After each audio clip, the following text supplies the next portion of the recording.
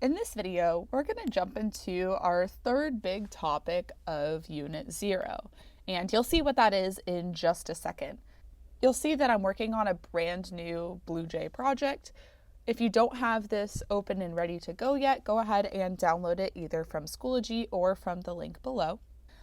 And you'll notice that the name of this is Classmaking 2025. So what I'm going to teach you is actually how to write your own classes. We've talked about classes a lot in the last few weeks, but there's kind of this question lurking in the back of where do classes come from? And we've seen that classes can be kind of written by someone else. We've also seen that classes can be either built into Java or kind of added into Java, kind of like the ACM stuff. And for the first time, classes are now also going to come from you. So the big topic that we're going to talk about over the next few videos is how you can write your own classes. Conceptually, this is a really big idea in the class, so we're going to go pretty slow at first. Think of it as I'm indoctrinating you into the ways of how to make your own classes. In line with that, we actually have this funny little sheet we're going to call our class-making propaganda. And you can see it almost looks like there's kind of these big tenants with these boxes around them. I kind of want you to think of these as like billboards in like 1984-esque kind of land. Big Brother is watching. And the idea is when you're thinking about how to make a class, you're going to keep all of these in mind. These are the rules and conventions that you are going to follow.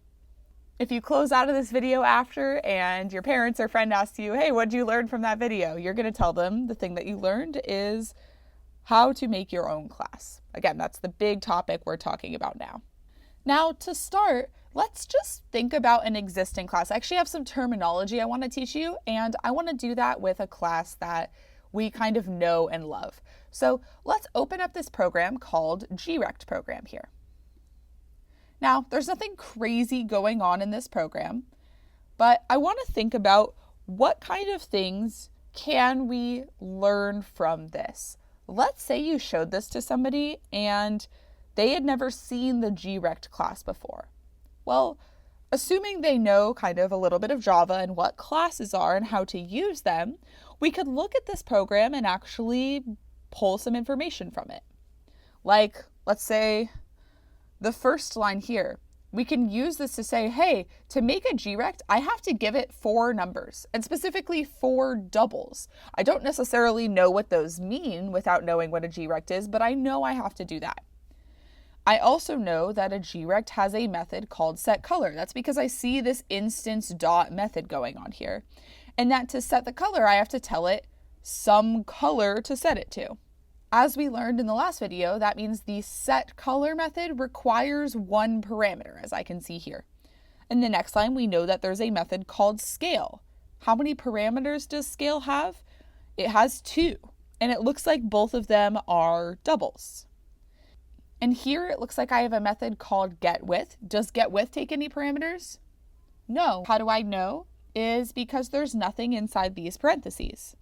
And look, here's a method maybe we've never seen before. Here's box.sendToBack. Does that take any parameters? Nope, empty parentheses. And what does this method probably return? What is, again, we've used this terminology before, what is probably the return type? It's probably void because it happens on a line by itself. What does it do? Hypothetically, we could make a guess, right? Just by using a little bit of intuition. If I had to guess, and I guess it's not really a guess for me, this probably sends this object that's on the felt board to the back, so anything kind of behind it would now be on top of it. That is actually what it does. I'm going to teach you a new term right now, and this new term is method signature. And we're going to think of a method signature as really all of the information you need to know about a particular method. Let's actually go through and think through the information we need to know about these methods. Now, we've kind of just done it, but let's do it a little bit more formally. Let's start with the first method that gets called, which is right here. What's the name of this method that's called? Isn't it setColor? Does setColor take any parameters? Yes, it does. It takes 1 parameter here, And what type is that parameter? Isn't it a color? When I make a method signature, I do it like this. I have to put the type of the parameter and I have to give it a name. For now, C is probably just a good generic name. Now, what does the setColor method return? Does it return anything? Probably not. When I'm setting the color, it probably just changes something about the grect, right? It doesn't give me any information back. What's the fancy word we use for that? It's actually void. So there's my method signature for the setColor method. A method signature has 3 parts. This part right here, this is called the return type. We've seen this before when we were looking at documentation. If I look at this second part right here, I'll try to make this obvious. If I look at this second part right here, this is called the identifier, which is really just a fancy word for name. And the last part here, this part here on the side, these are the parameters. So you can see a method signature has got 3 parts: a return type, a name or identifier, and any parameters. And again, if there's no parameters, we just leave this as open close parentheses. So we can pull all of the relevant information from a method just by seeing how it's used. Let's do this again with another example. Let's use the scale method down below. So let's do this. What is the name of the method used in this line? It's scale. Does scale take any parameters? Yeah, it does. How many? It takes 2. And what types are those? They should both be doubles. This is an important time to point out that what we actually name these parameters hypothetically doesn't matter, but in practice kind of does. Don't I want to give these names that are actually descriptive? To do that, it's actually important to know how these parameters are being used. Like, I know there's 2 numbers here, but what do they do? If you had to guess for scale, what would you probably say? What we're actually doing is scaling it in the X and Y direction. So I'm going to call these scale X and double scale Y. Maybe I'll make everything here a little bit smaller so these fit on one line. Maybe I'll make this a little bit bigger. And the last part is the return type. What's the return type of this? It should be void.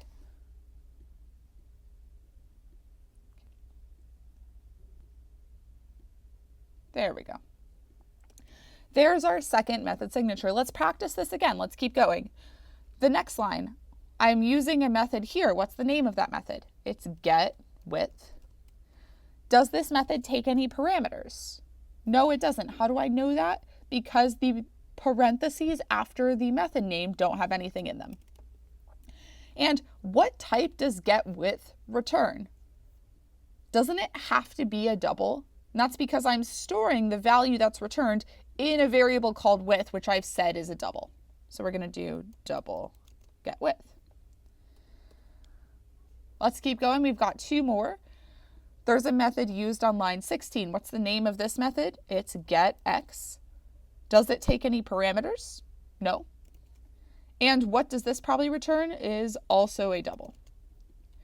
And this last one here, this method we've actually never seen before, called sendToBack.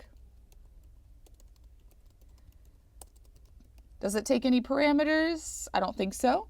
And what is probably the return type of this is void. Again, let me just point out that what are we noticing about the void methods is they're all on lines by themselves. These methods are actions that are taken. Most of the non-void methods, we're treating them like values or using them as values, putting them in variables. We've seen in console programs, sometimes we print these out because this is kind of a thing.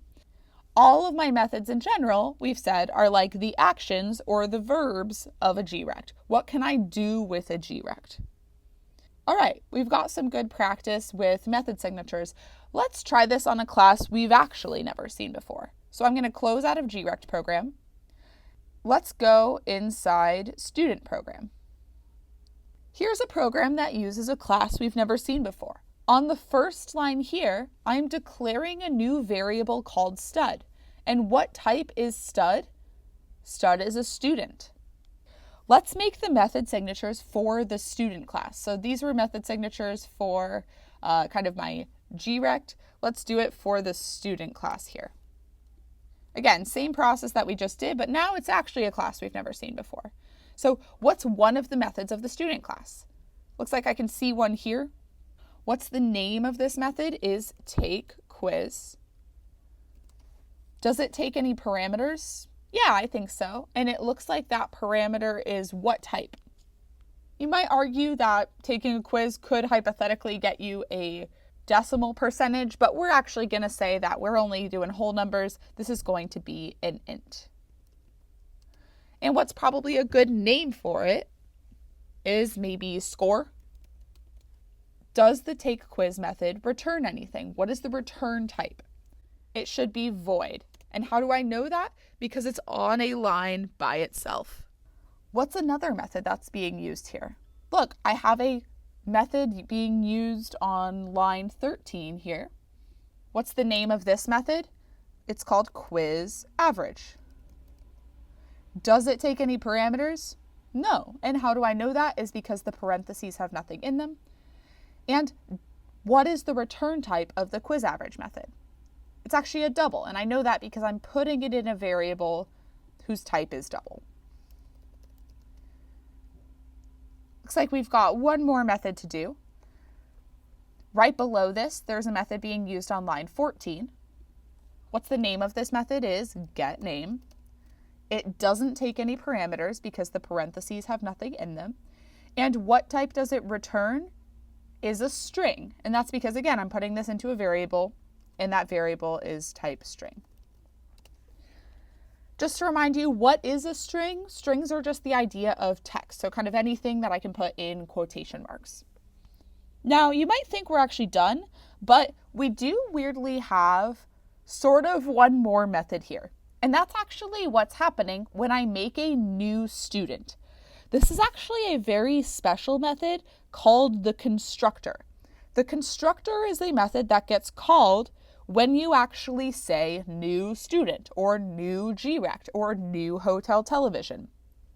When I make a new object, that calls, like I said, the special method called the constructor. So let's do it here. The name is always the same as the name of the class. So in this case, it's capital S student. How many parameters does the student constructor take? Looks like it requires one parameter, which is the name of the person. So let's do string name.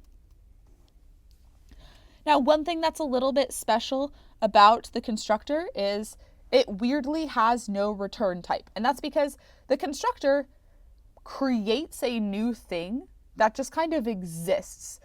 There's no signifier if it's like giving you back anything or not. It just kind of makes a new object. So our constructors will never have a return type. Now, if we wanted to, could there be another method of the student class, right? Right now, all a student is somebody who takes quizzes and has a name. Of course there could be. There could be a get extracurricular activity or get class schedule or something like that. Whose decision is it to decide what are the methods in the student class? Is the person who wrote the student class. And shortly, that's actually going to be you. Let's go ahead and close out of student program. And for the first time, let's actually open up that black box. Let's look under the hood and see how this class was written. All right. Now, doesn't look all that crazy to start. We have some variables. There's some methods in here. And we're going to go through this pretty slowly at first. Up here, this is called the student constructor. This is what happens or what gets called when you say new student. Again, you'll see that the constructor, like I said down here, has no return type. You'll notice it's missing a word in between public and the name of the constructor. I'm going to tell you a little bit about public versus private now that we're exploring classes. Public means that anybody can use it. So who is allowed to make a new student is anyone. Private are things that just belong and can only be seen from within the class. So if we go back to that toaster example, the dial on the side of your toaster where you set the temperature and the lever to push down your toast, those are public because you get to use them. The other things like the coils inside your toaster, the wires that are running through it, those are private because you should not be messing with those. Who gets to mess with those things is the person who made the toaster. In a similar way, if there's anything private to the class, who gets to use and see and change those is the person writing the class, not somebody who's using the class. Again, public means anyone can use them. Private means they can only be used inside the class. Let's take a look at our propaganda here. And here's kind of the big tenets on how to make a class. Look, step 0 is to determine the method signatures. We just learned that a method signature has 3 parts. It has the name or identifier, it has the parameters, and it has the return type. And look, we've already actually done that step here. This is what we were doing before when we looked at the student program. Now let's look at the next step.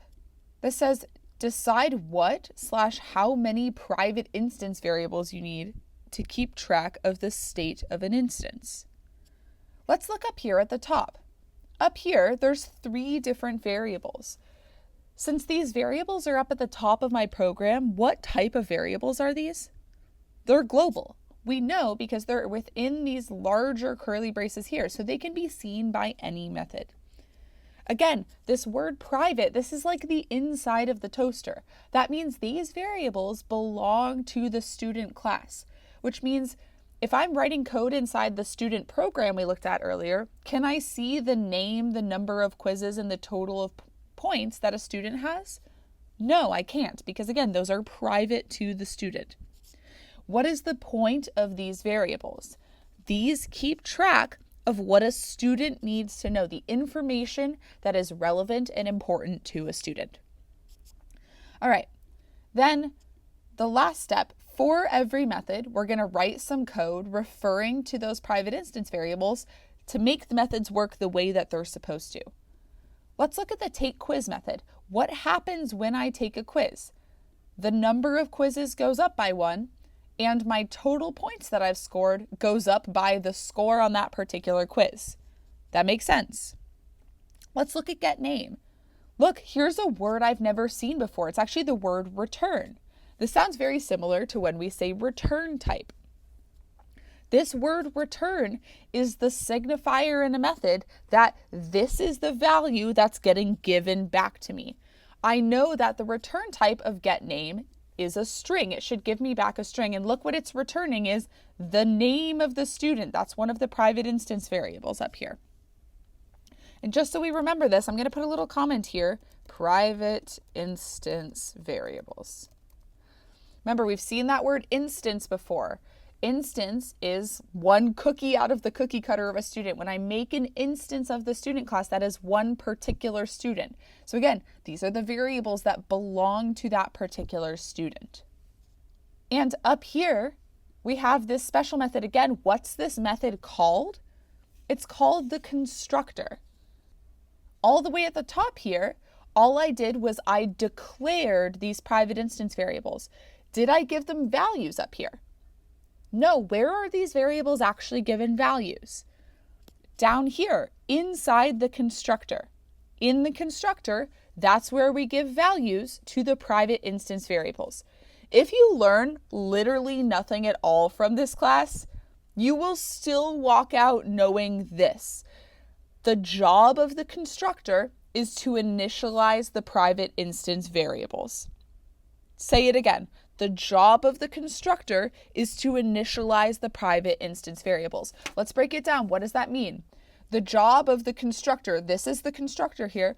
What does the constructor do is it sets up a student, which means these variables that are specific to an instance of the student class need to be given initial values, and that's the job of the constructor.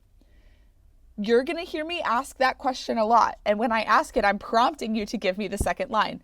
If I say, what's the job of the constructor? Soon it will become second nature for you to say, to initialize the private instance variables. If you know anybody who took this class through Sacred Heart last year or the year before, honestly 5 years ago, text them and ask them what's the job of the constructor. And if they don't give you the right response, it's embarrassing for them, but this might be kind of the one thing that's really stuck in their brain from this class because we'll say it so much. Again, what does that mean? Here are the private instance variables. Where do I give them values is down here. Will I ever say name equals something up here? Absolutely not, because where do I do that? In the constructor. When I see you next time, we're actually going to write a class for the very first time. And how that's going to look is we're going to, kind of like us looking at student program, we're going to take a look at a program that uses a class we've never seen before. We're going to figure out the method signatures from that program, and then we're going to go ahead and write it.